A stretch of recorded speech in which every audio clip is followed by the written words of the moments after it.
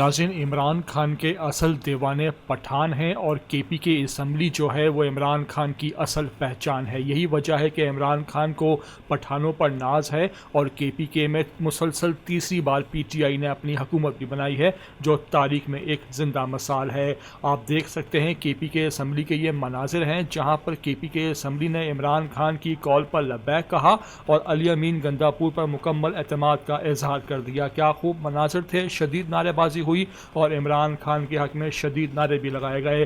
पेश इसमें मीना खान अफरीदी थे जिन्होंने वहाँ करारदाद भी पेश की और उसके बाद शदीद नारेबाजी करते हुए इमरान खान का सच्चा सिपाही होने का सबूत भी दिया। आपको ये मुकम्मल वीडियो दिखाने लगे हैं, लेकिन वही बात आपसे करेंगे कि अगर आप चैनल पर पहली बार आए हो तो लाजमी से इसको सब्सक्राइब करो, लाइक करो, शेयर करो और कमेंट करके हमें ये भी बताया करो कि क्या आप वाकई इमरान खान के सपोर्टर हो के भी या नहीं।